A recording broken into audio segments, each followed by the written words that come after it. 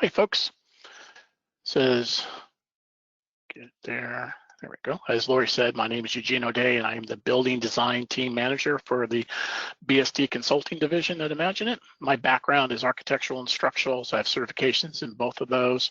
I do know not to say MIPS, that it's MEP, so I have a little bit of MEP experience with that.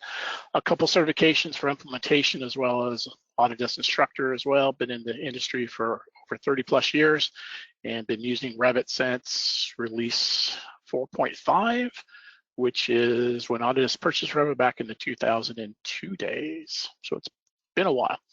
So if you've been into any of these Autodesk deals with a new release, you're going to see that they have buckets that they're using, and the buckets that we have for this particular release is design productivity, simulation and analyze, interoperability, cloud and data, design optimization, and documentation efficiency. Now, I'm not going to be able to get to every single one of these things, so I'm going to be really concentrating on the design productivity and the documentation efficiency with a little bit of the simulation option. And the reason why is because just in the design productivity, we have 29 new features and enhanced features, starting from the dark theme all the way down to things with pipe wall thicknesses for as-built parameters and just a whole bunch of stuff, as you can see, that's going on within this design productivity side of the world. When we get into the simulation and analyze, we have 13 new features. It's going from the new updated solar studies, excuse me, all the way to flow and pressure drop calculations. On the cloud data interoperability, they've done some things with Autodesk Docs and the coordination models, as well as the managed links dialog box for coordination models, all the way down to caching of those models as well. When we get into the design optimization features, we're getting into obviously the Dynamo side of the world with generative design. And of course, what is a release of software without the API enhancements and development for that? And then of course on design documentation efficiencies, we're talking 10 new features of that. If we're looking at that, so a whole bunch of things going from sheets into schedules. So a lot of stuff happening within this new release.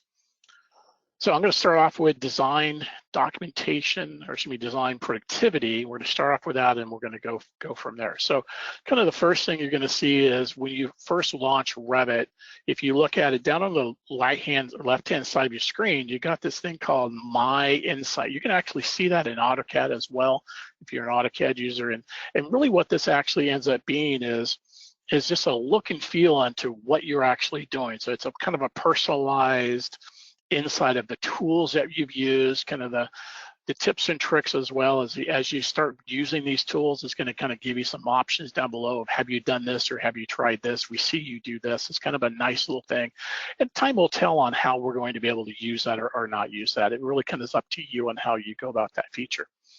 Now, the biggest thing of we would call the interface is that we now have this thing called a dark theme, which is, for some people, it's one of those about time features. And Autodesk spent a lot of time on this release getting this refreshed and updated for the interface. We're talking, 2,000 plus icons, both light and dark. So they really went through and redid some repainting and refreshing of our interface for that. And not just the ribbon interface, but also the project browser, as far as the properties palette as well. Now, when we get into, when you start opening that Revit for the first time, you're going to see a good handful of new sample projects.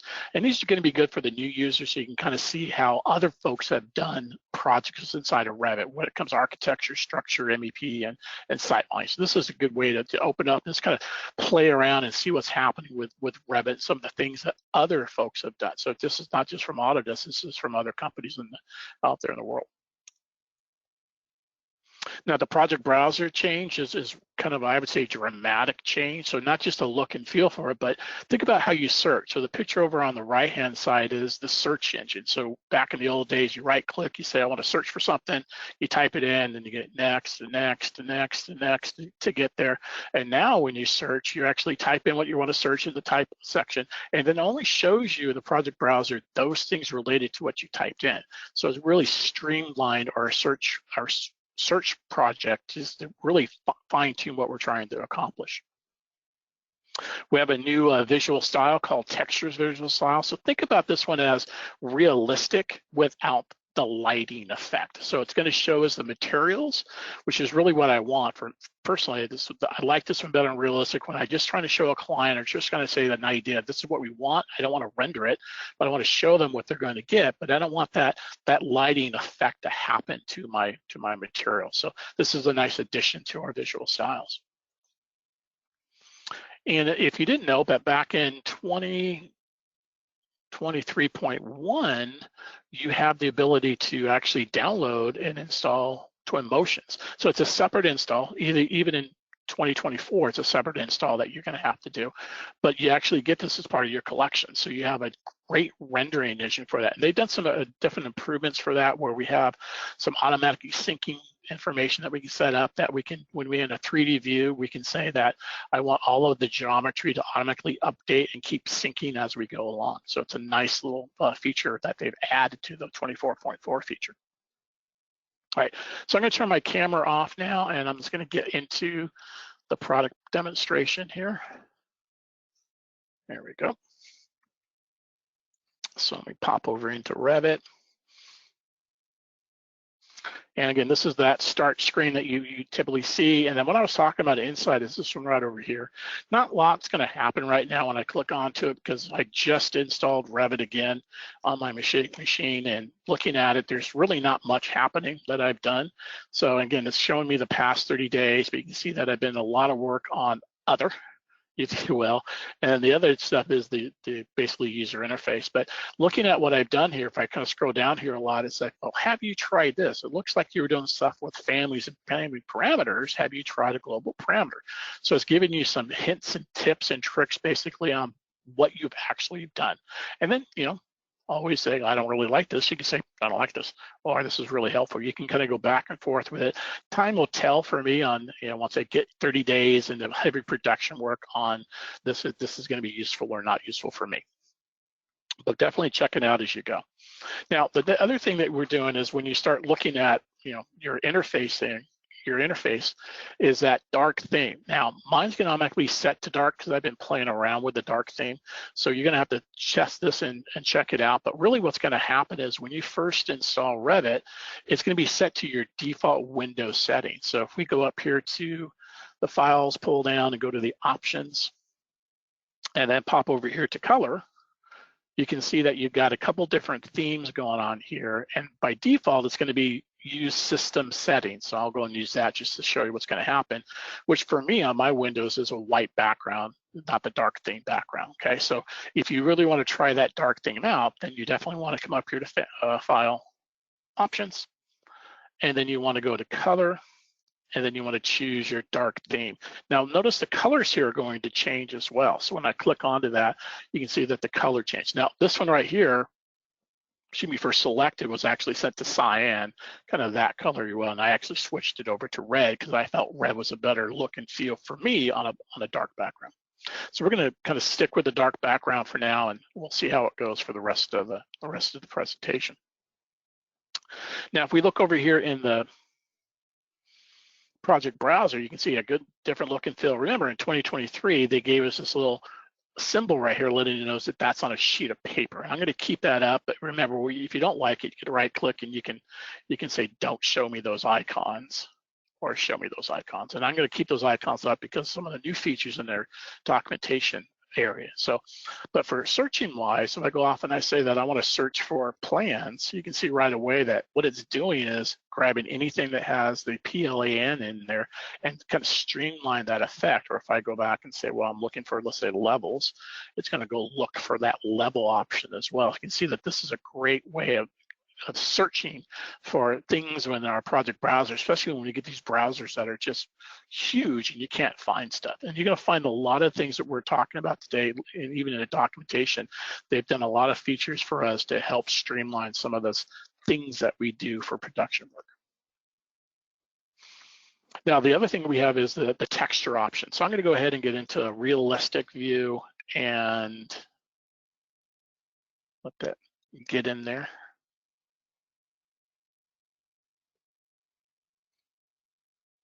Come on.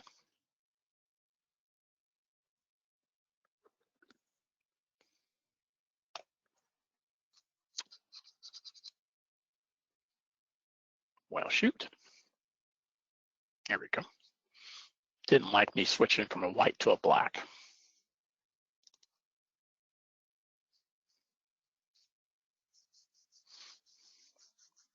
There we go. All right. So looking at these, you can kind of see the background. It's not that great a look and feel, but I mean, it actually does better in a white background for the materials that I have. But this will show you the effect that we're talking about. So over here is my texture one. So I get a little closer to it, you can kind of see the texture and the materials that we're using for ceiling, and you can see the materials we're using for these panels. And when I look at this one right here, you can see that I'm getting some lighting differences between the panels on the left side and the right side. And you kind of see that, you know, it's darker at the very front of the ceiling. And then when we go back, it's a little bit lighter. This gives me, the texture gives me just the materials without worrying about any of the textures or the lighting, if you will. And I really like that option because it's giving me what I want to see and not have to worry about that lighting feature in front of the client.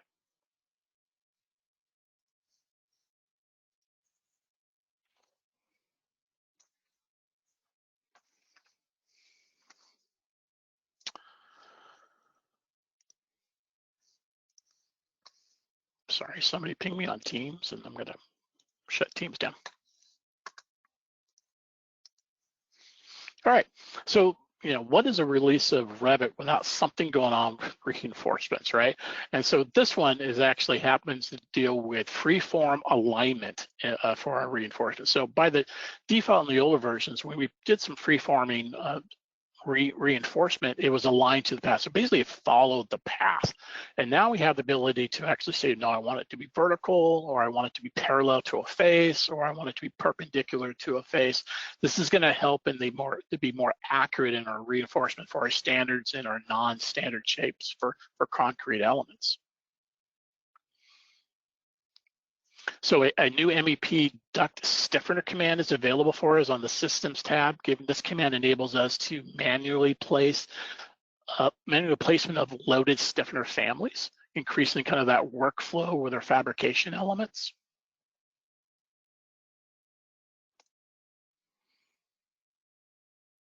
I threw this one in. This is actually not this one. So this one actually allows us to, we have now a built-in parameter for wall thicknesses of our pipes, giving us the ability to now adjust this information. We can tag it, we can schedule it. This is the one I threw in from 2020.3, which is, my team says this is like a about time feature. So that's why I've added it, and I'm going to show it to you. Basically, you can use now the split with gap option, and we can actually now split our pipes, we can split conduits, we can split ducts, we can split cable trays, we can split anything that's a straight segment for MEP fabrication ducts or MEP fabrication pipes or MEP fabrication content.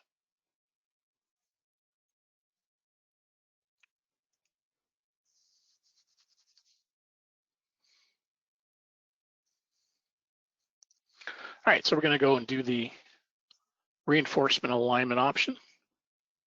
All right, so I have a kind of a weird shape going on here. And if I click onto my reinforcement over here, I've got bar alignment. And when I look at my options here on bar alignment, I've got vertical, I've got parallel to face, and I got perpendicular. Now the way that this particular one was created, it's gonna yell at me. So if I choose it over here to say I wanna go parallel to face, I'll come back and say, yeah, I can't do that. I got a problem with that. And the reason why, because I need to change, I have nothing to go parallel to. So what I'm going to do is I couldn't pick it from that list. So what I need to do is hit this edit constraint option. And I'm going to say, grab this one right here. I'll pick on this face because that's the one I want to go to.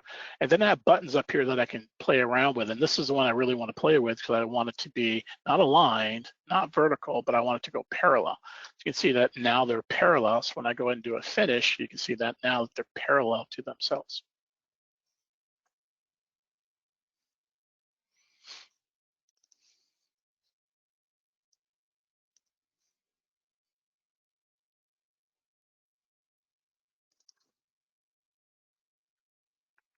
All right, so split with gap, pretty straightforward. I'm going to go ahead and go to my modify tools. I'm going to go and hit the split with gap. Now in the old version, the button would show up, But as soon as we try to go to one of these features, it would just give us not even a nod. It just wouldn't do anything. So I'm going to go and adjust this to, let's say, 2 feet. Revit's going to yell at me. It's going to come back and say, yeah, you can't do 2 feet. You can do a 1/16 of an inch all the way up to a foot. I'll close that, and my foot's my default. So I'm going to go ahead and say that I want to come that over 13 feet from there. And I likely did it. And from here, I'm going to go, let's say 10'6". So you can see that it's really quick and easy now to actually use the split with gap functionality.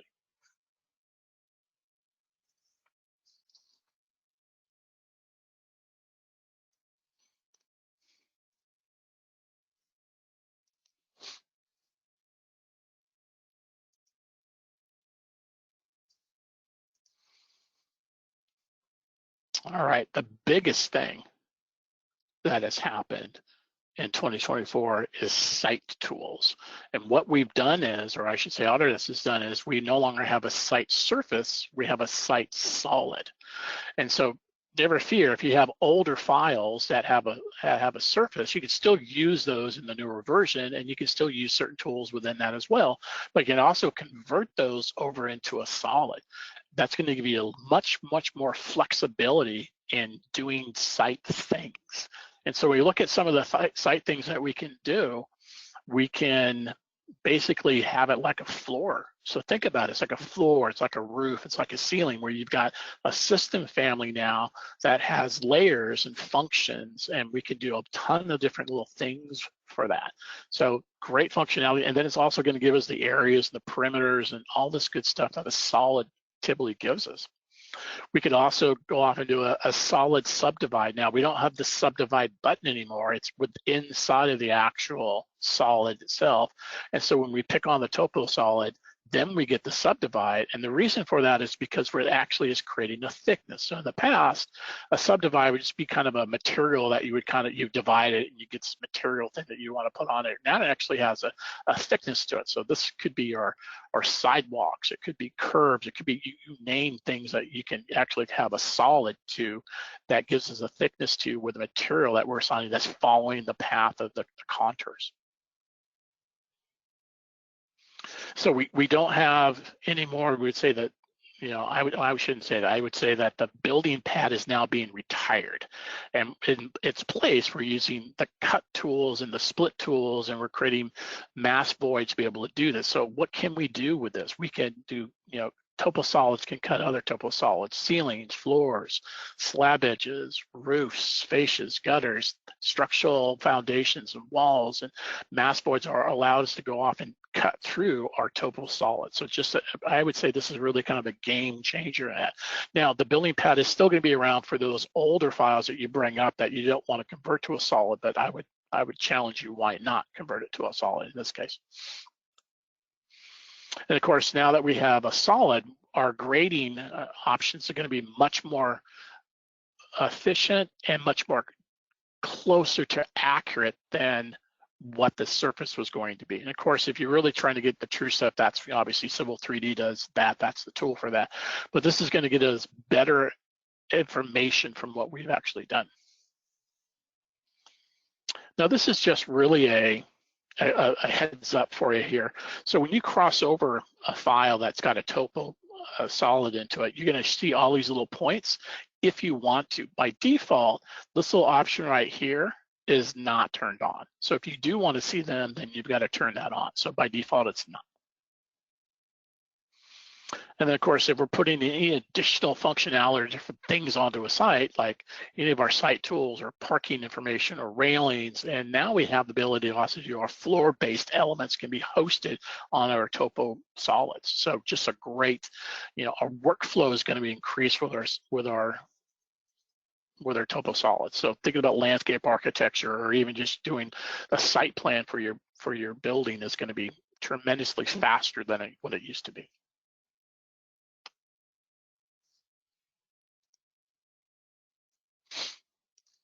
Now, in my particular file here, what I've done is actually create some reference planes so I don't go too out of whack on what I'm trying to create here. So when I pop over here to my Massing and Site Tools, you can see that we've got our TOPOSOLID, we've got our components, we've got basically the tools there. If I go to here, I still can grab the import from import from a file, so I still have the ability to bring in a CAD file or Civil 3D file or CVS file for points and things like that to be able to create our solid. But I'm going to go ahead and just do a sketch on this case. And then when you do a sketch, it's going to look like your floor or your roof command where you've got your boundary lines, your slope arrows, and then all your drafting tools that you had before. I'm just going to go ahead and just start off with the line tool here up to here, down to here. And then what we didn't have in the past was any arc related or spline related things. That was like unheard of. So I'll throw in an arc here, kind of like right there. And I'll go ahead and do a green check because I'm done with that. Pop over to my 3D view. You can see that I got a nice little topo surface going on. I'll go and switch this over to the new texture option. And you can see that I actually have, get a little closer for you, you can see I've got grass on it, I got earth there. What you're actually not seeing is I got another component. So if I select onto it, and I pop over here to my edit type option, you can see that, get a preview for that. I'll go to edit type. You can see that I've got a structural element of earth that's 3 foot. I've got sand that's 6 inches, and I got grass that's going to need to be cut because it's 2 inches high. But you look at what we have here. We just have a nice ability to go off and we can grab this and we can start layering these things. Now, if I have a basement and I want to have the dirt go down the basement, that's just going off and saying, well, I want that to be 20 feet, and then it's going to be 20 feet. So it's really kind of up to you on how deep that level is going to be for you. Go and just cancel out of that. Now, in order for me to add, to add the contours to what I want, basically I'm just going to go and select onto it. I'm going to go ahead and say I want to modify a sub element, just like I would for a roof or for a floor, a flat roof, if I would say. And then I'm just going to go and grab that and say, well, let's make that 20 feet up. And click out in space, and you can see that since this was a variable one, it just raised the dirt up for that. Click all the way out and you can start seeing my contour lines for that. I'm going to go ahead and say, well, let's go ahead and let's add a split line for this. So I'll add a split line. Go on, let's say right here. That's good to here, like that. And then I'll do a modify sub element, and I want that to be, knock it back down to 0. And then when we go look at this, you can kind of see now that it kind of raises up there. And then if I want to add some points to it and give it some more contours, I'm going to go ahead and add a point. Now, when I add a point, you can notice over here on the side there, well, where's that elevation based off of? Is it based off of current elevation? It's based off of base point elevation, survey point, original point. I don't really care at this point.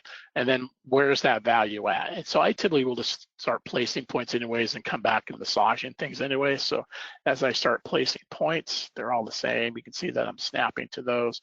And then I can come back and hit my modify sub element. I can pick on that. Let's say that, let's make that 5 feet like I wanted. Let's say that I want to move that. So I can just drag it around and move it, right? Or I can use the move tool and move it. I can't copy it yet, but I can still move that tool around. Let's go and say 10 feet for that. And let's go and say 5 feet for that. I'm pretty happy with that. So pop out there so you can start to see that what I've got going on there is kind of a deep area.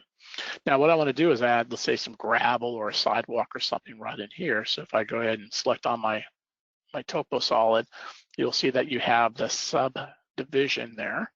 And then you've got the drafting tools. So again, I'll pop over to here. I'm going to go ahead and say that I want to go ahead and do a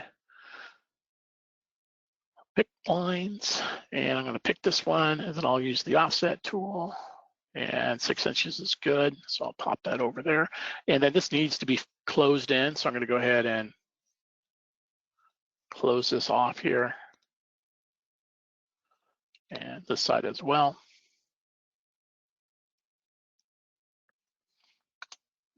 And go ahead and do it. There we go. So now looking at this, you can see that it's got an actual thickness to it. It's pretty thick because the default is 1. So I can say, well, I really want that to be 6 inches.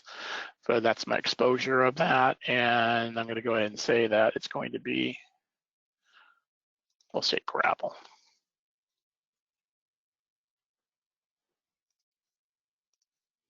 And there we got gravel. All right. right, so now I want to start my tunnel. I won't finish it, but I want to cut a hole through this thing. So I've actually got a reference plane that I've already set up for myself, but I'm going to go ahead and grab that. But I do want you to notice that we now have an option that says pick plane. That came in 23.1, I believe, that allows us to actually pick a plane versus having to say, I want to create a work plane and I want to pick a plane. I want to say, okay, and then pick the plane.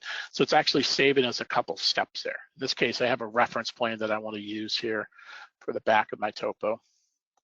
And let's move it around here and do that.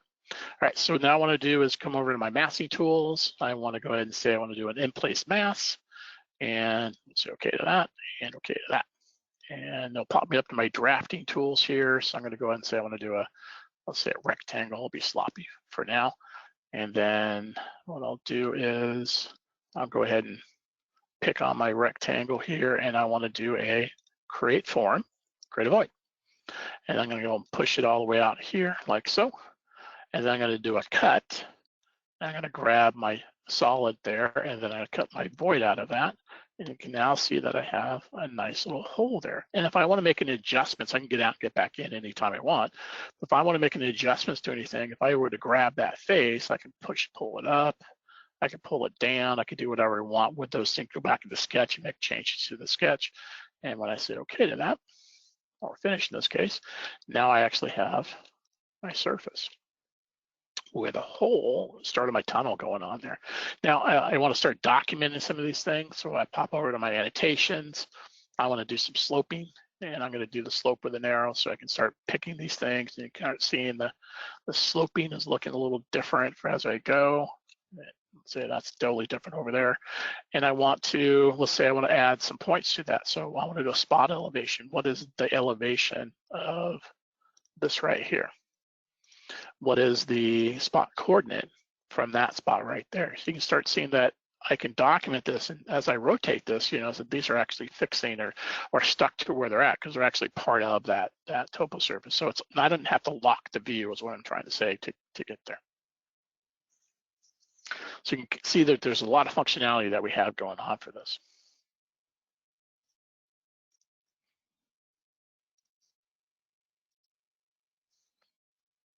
All right, so moving on to simulation and analyze. As we said earlier, we have kind of an updated sun settings option for us where we can get into the seconds now. So 15, 30, 45, and 1 minute. They've added that to us. Plus, the interface is totally different now. It was just sometimes for people, it was a struggle to get to the sun settings and actually do a study.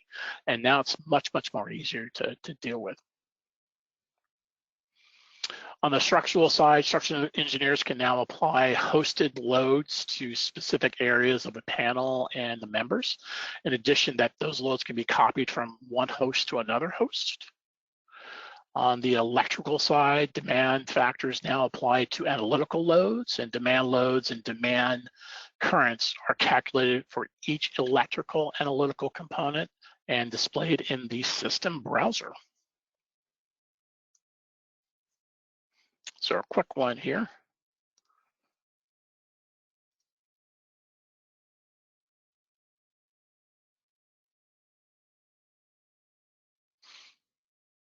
All right, so solar study here. So a couple things I didn't mention in the PowerPoint is if I turn on my sun, look at my sun path, if you will, and we'll kind of rotate that around.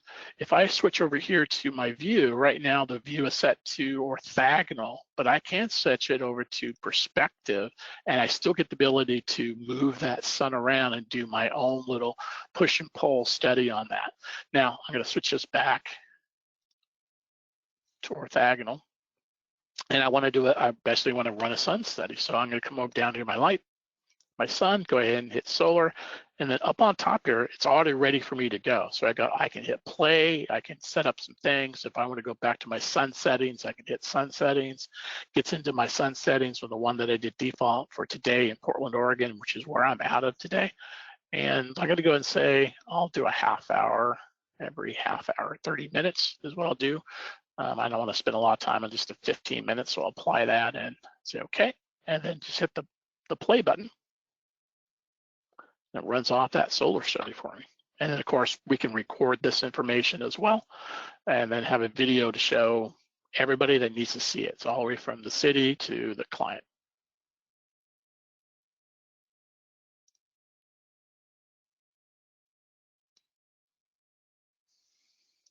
All right. Documentation efficiencies.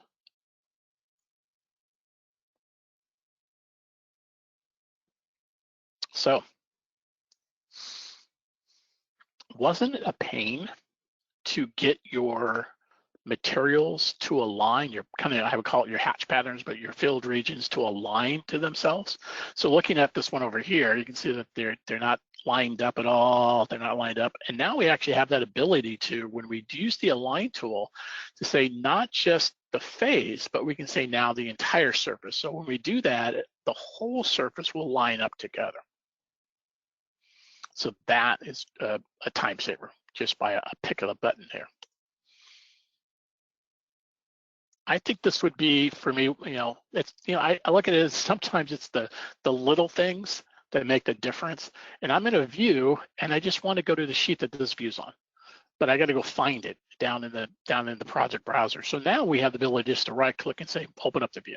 So really quick and down and dirty for that.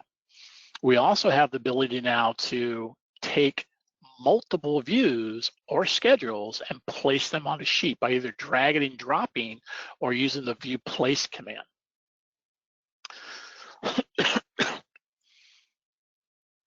We also have the ability to take views from one sheet and move them to another sheet, simply by, again, dragging and dropping or doing a right click, move to align sheet. There's a bunch of different ways here that you can see that we can be more productive in our sheet creations and our sheet editing.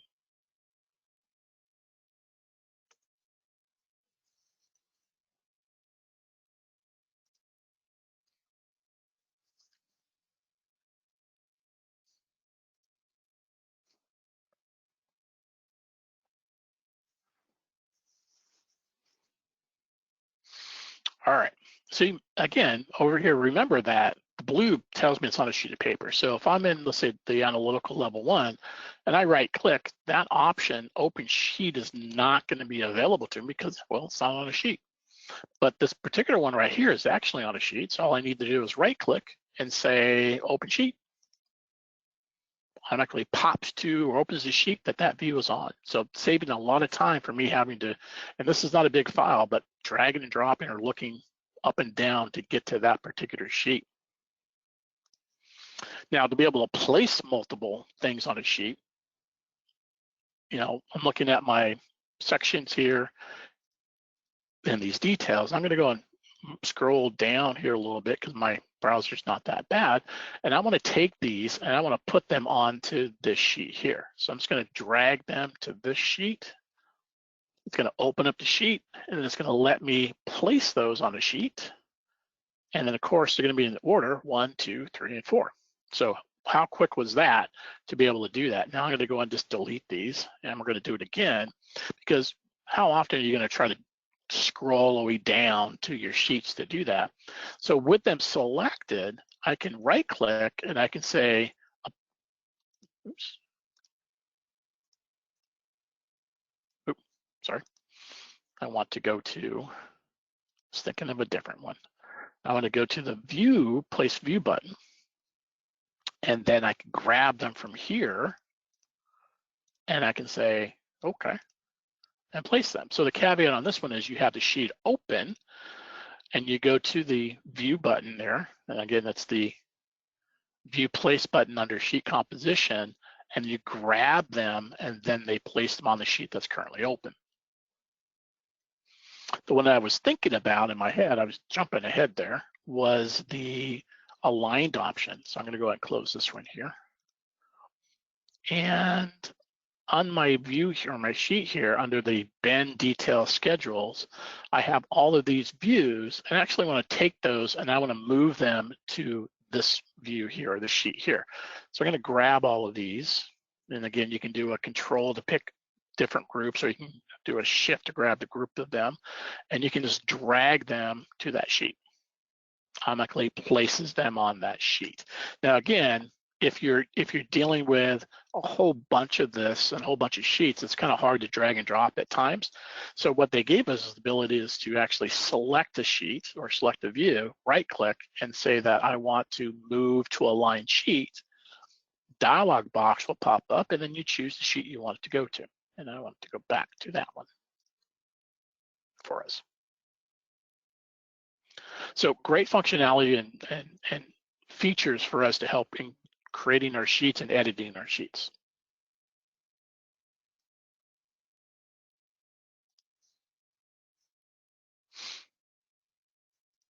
All right, home stretch. So we now have the ability to create bar bending details right from our views to create these details for our reinforcement to create more, let's say, accurate bending, if you will, bar bending information to help facilitate our, to help facilitate the coordination between our designers and our fabrications. And with that thought, we also have a bar bending detail schedule as well to help, again, facilitate that difference between coordination between design and fabrication to clarify any of our shop drawings that we're trying to accomplish with that. Now, one of the features for everybody in a schedule is we have the ability now to resize our rows. And those resized rows can be, based upon everything. It can be based upon the image that we have inside of there.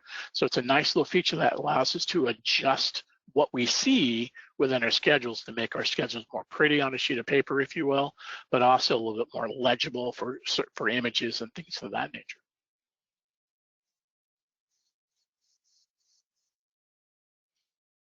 And we now have the ability to create a schedule based upon our revision clouds. Now, I typically don't use the revision cloud. What I want to do is information about the view or the sheet or the actual revision itself, but we can create schedules based upon that. And I think this is another about time feature, if you will. I mean, look at the previous versions, look at how 2D elements kind of dealt with 3D elements and back and forth when it came to the family editor and the project and the vector printing versus raster printing. We just had kind of it's all over the board when it came to our front and back options. And now in 2024, they're all consistent. So if we want it to be the front, it's going to be in the front no matter what, it's going to look the same.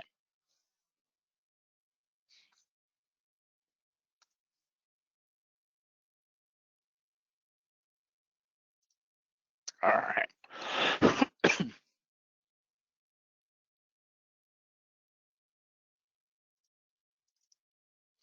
All right. So when we're creating our bend details, it's pretty straightforward. What you can do, it's a modeled element. So this is modeled. And then I come up here to my ribbon, I'm going to grab bending detail. I'll zoom out a little bit here. And then you can see that I can move it any place I want because the align to bar is not set. Now, when I have it set, then it's orthogonal. And I'm going to go and place it kind of right there for us. Looks pretty good for what I got there. And I can keep going for this. So I can grab that one. I can switch my actual, my type of that. I'm going to say I want that to be the dimension one. And I'll put it right there. And then I'm going to grab, let's say, that one. And this one I'm going to use the plan view because I don't like that look and feel of that one. So I'll say, give me a plan view, kind of right there. And so when I'm done, you can see that I got 3 different kind of looks and feels where here I've got the dimensions and the angles, and here I just have dimensions with dimension lines and arrows. And here it's kind of the plan view using kind of the same thing but it's a plan view versus more of an isometric view. And these are all things that we can actually set up and say how we want to look at that. So when I click onto this one here, I'm gonna zoom a little closer to that, and I'm gonna come over here to my options. I'll go to representation so I don't mess anything up. And I'll go to my edit type button, and we look at this and you can see that the representation right now is standard. So when I look at the options here, I have standard, I have unfold. So I'll go ahead and apply that. So you can see what it did was kind of tweak that out a little bit so we can kind of see it, but the dimensions stayed the way that they're supposed to stay. Or I can do an offset, which is one of my preferred ones. So I can see that it stretched it out, but these numbers are still staying the same, if you will. Now, the other thing that I have is we have isometric, but I could also say I want it to be plan, which in this case is really not going to do anything, but it did for the one up here. That made a big difference for it. But also what we have is, how do we want things to look? So do you want to add a hook link to that? So I'll apply that. So now I have a hook link to that one. There's a lot of things we can do here. So you see that we got linear dimensions, we've got angular dimension styles, and we've got radial dimension styles. We have a whole bunch of things that we can actually throw in. And basically really what we're trying to say is, how do you want this to be documented for the guys out in the field? Now with that, we can create a schedule of this. So if I go up to my view tab and I do my schedules, and oops, wrong schedule. Let's try that again. I want to do a schedule and quantity, and I want to do it for structural rebar. There it is. Okay, and what I want is, let's say family and type. And scroll back up here. I want the bar length, I want the bar diameter, and then we have a new parameter called bend, oops, bar diameter, bend detail. There we go. I'll say okay to that. And there you have it. So family and type, bar length, bar diameter, and then this is showing me that they're actually set one up. And so it's not going to show me this until I actually put it onto a sheet of paper. So if I pop over here my view that I have, and you wouldn't notice that what I actually have is, as I was doing those bend details, it was adding to my view here. And so now I'm going to go ahead and just grab my schedule that I created, and I'm just going to drag and drop that onto my sheet. There we go. Zoom up here a little bit, adjust these so it's a little more readable. And notice that as I adjust this, notice what happens to these top two here. Notice that as I adjust them, they're going to get obviously longer for what they need to have. But this is kind of a mess right going on here, and I really can't see anything. So I want to adjust that row. And so over here, and again, that's just not just for this particular schedule, it's for all schedules. I can come over here and I can say that I actually want to set it for all. And if I go off and I say 30, it's not really going to do what I want, because I really don't want that space. I really want the images to be set to 30.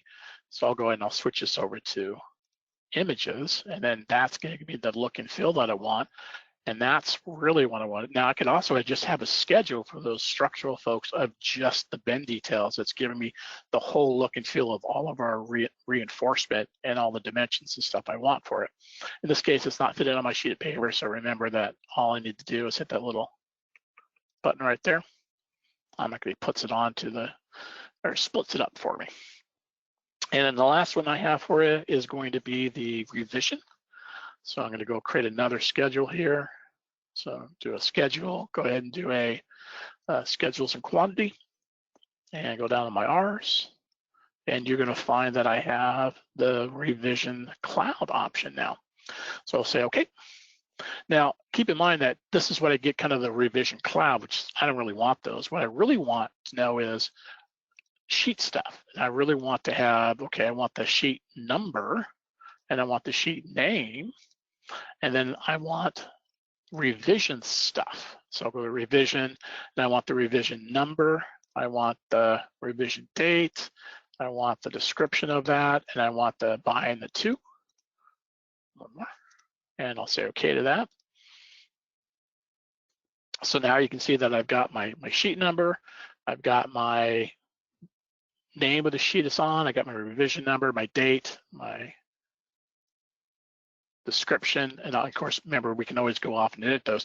You're not sure what's going on here. I want to say it was 2021, 2022, 2020, something like that. When we go into our revisions now, we have that ability to create our own custom ones. So notice it says custom number. So that's, remember, that's over here for numbering systems. Custom, and I'll edit that. And so what I have at the beginning of it is an I plus I with an underscore. So you can see that I'm starting with a minimum of 1, starting at 1, and then I can say, let's give a suffix of my name here just because, and say okay, all the way up. And so we can create our own custom revision numbering system now. All right. went through a lot. So a couple things that I didn't cover that I find intriguing and I find useful. One, in the design productivity option is going to be the height parameter and scope box. So we now have a height parameter that we can start adjusting to it, as well as, you know, they're fixing all of that sorting ability. So now when we get into our system parameters, or excuse me, our project parameters are going to be sorted alphabetically now for just sort of random, if you will. When we look under the simulation and analyze tab, that detailing results for connective automation is intriguing to me. But more importantly, over on the cloud and interoperability option is when we bring in, we'll say they call it coordination models, but I'm going to call it, I bring in an inventor file or some other product into it. I can now snap to that information now, move it, cut through it, and it's real good information that I'm getting. And for anybody on the call that's dealing with Revit LT, we now have the ability to link and import PDF files. Under the design optimization, I didn't talk about it, but we do have the ability now to resize a bunch of dialog boxes. So every release is coming up with more resizing of that for us. And I want to say that I covered pretty much everything on the documentation efficiencies, if you will. So with that, we're going to go ahead and open it up for questions.